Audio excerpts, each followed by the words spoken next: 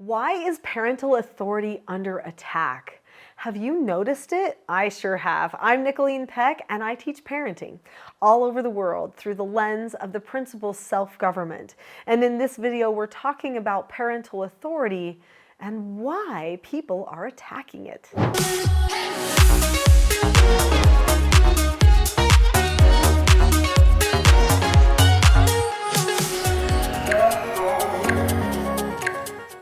In this video, we're going to be talking about why parental authority seems to be under public scrutiny right now and what it does to the hearts of our children and to parents when we attack parental authority. And then we're going to talk about what we can do about it.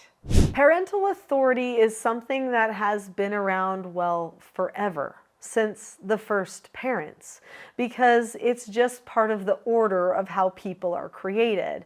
A human being is so helpless when they are new. So some animals, they come out and they just stand straight up and they can start running and walking on the first day. Not so with humans.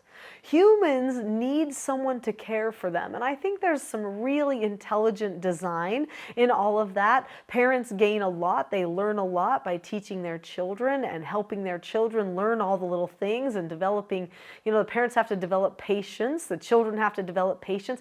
They have to learn to be a working group, a working unit, a family. Families are powerful. In fact, according to the United Nations, they are the most powerful and foundational group unit of society that there is. And I think that statement right there cannot be undersaid. The family is the basic foundational group unit of society. They are the first social unit that any of us ever have, and they train us and teach us how to become who it is that we are supposed to be. So many of us don't just become who we are because of our biology, but also because of our nurture. So the training from mother and father is vital to making us the person that we end up becoming in the end. So why is it that parent authority would be attacked? Well, think of what I just said. The nurture of a parent helps us become who we are. It forms our very identity. If somebody can undermine parental authority or make parents think that they're not really necessary, or make children think that they really shouldn't listen to their parents because their parents are clueless, they don't know what they're talking about, then the hearts of the children are free and open for stealing and exploiting. They can teach them to become whoever they want them to be. And whoever they is, you determine that on your own. Okay? But I do think the hearts of the people have been under attack forever. That's sort of the nature of this life. That's like the battle of the human existence. If you're a person that reads scripture or sacred text at all, you know that that's just the battle that's been going on forever. Who gets the hearts of the people? And whenever the people turn towards selfishness, they turn away from others, they turn away from goodness, and all of the civilization starts to fall apart. The people become too selfish to hold it together. So is someone trying to rip the children out from the parents' influence? You decide, but I think that is definitely a possibility. And how is that happening? Let's talk about that. So it's happening through social media, it's happening through Hollywood, TV, the media, books, music. It's happening at school. Tons it's happening at school. So many times teachers at school portray parents as the enemy or act like your parents don't know. I know. I'm the one who's going to tell you. And teachers get very arrogant. They undermine the values and the morals of families.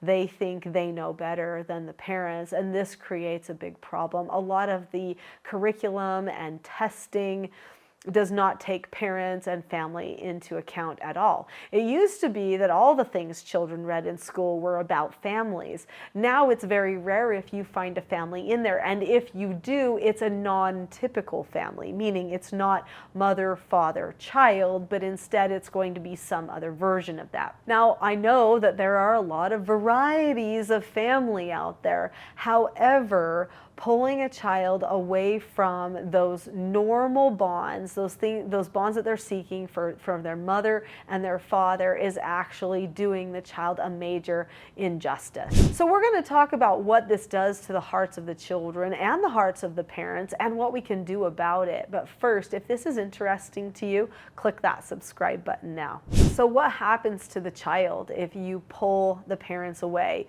or if you undermine that parental authority? Basically, you leave the child abandoned.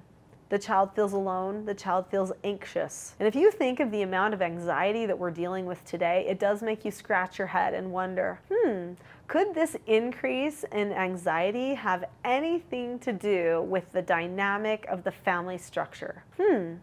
Nobody's studying that, but I suggest to you, chances are high. And the reason why I know this is because I talk to people all the time about problems that they're dealing with their families, with their children.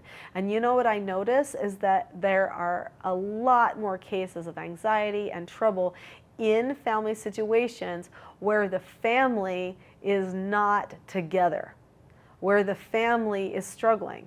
It's just very common for that to happen.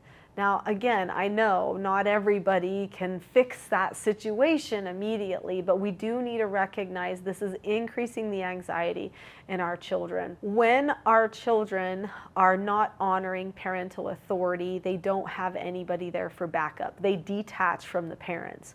This is bad for them. When they're feeling alone like that, they will be drawn toward people to solve their problems and to talk to that might not be helpful, that could even exploit them, people online that might want to take advantage of them. This is exactly what is happening to so many young people because they don't have attachment. When a person does not have attachment with their parents, then they end up with more extreme behaviors, which, goes along with that more intense anxiety that they might be experiencing as well. So what happens to the parents? Parents' hearts struggle too because their full potential does not get met if they don't have a proper bond with their children. They feel very unfulfilled. They worry. They struggle with connection with anyone. If you are not connected with your spouse and your children in a healthy way, it actually damages your connection with all of the people that you are with.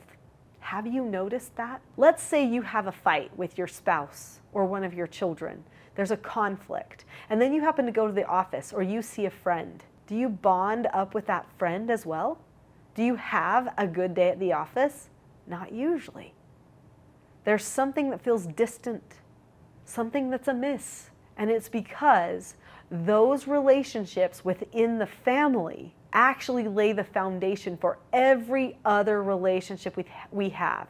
So pull away from the relationships in the family if you want to. You can't ever get away from them, and they will always impact you.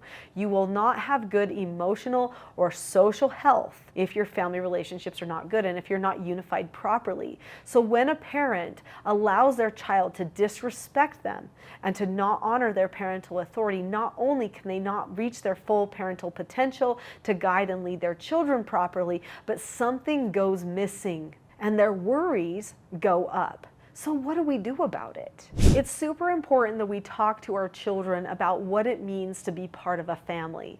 What are their roles? Who are they in this family? They need to know that. Years ago, I wrote this book, Parenting a House United, and it became a bestseller. It's sold so much over the years now. It's been out since 2009, and it's on a second edition, which, by the way, the second edition is way better. Anyway, this book, when I wrote it, I assumed people understood family roles. And then people would say to me things like, well, what if your child doesn't care? What if they won't listen to you? What if they don't respect you? And I would say, well, that's a roles problem. So here I am teaching people how to communicate, how to strengthen their family relationships, but they've got basic problems like roles problems. So I ended up having to write this book, which is Roles: The Secret to Family, Business, and Social Success. This this book helps people understand who they are to each other. I highly recommend reading this book as a family and discussing. Who is mother? She's the heart and hearthstone of the family. What in the world does that mean? Who is father? He's a provider and a protector. Both of them are teachers. What does that mean? Who are the children? What does it mean to be a 15-year-old son or a 12-year-old daughter? What are their roles in the family? Do you know they never consider those things? They need to know who they are. They need to have those discussions. If they can recognize that their roles help them find happiness with everyone else around them, then hopefully that will lead them to honoring parental authority, because they can't fully live their role without their parent living their role. Their role, one of their primary roles, is learner. It is hard to learn everything if you don't have parents who will do the teaching. And that means the correcting, the praising, the pre-teaching, the instructing. There's a lot of things that a parent must do to help their child fully learn everything that they need to. Now, how do we do this teaching? First, we establish the roles, we talk about the roles. But then another thing that we have to do to maintain parental authority is we have to have conversations about different issues every day and make sure that they happen in a good way. So this book, Parenting a House United, is all about that. It helps you have the conversations with your children about issues so that they can be based on principle, that they can be productive, and you don't end up fighting with each other. It helps you calmly solve the problems, decrease the anxieties. It's truly transformational.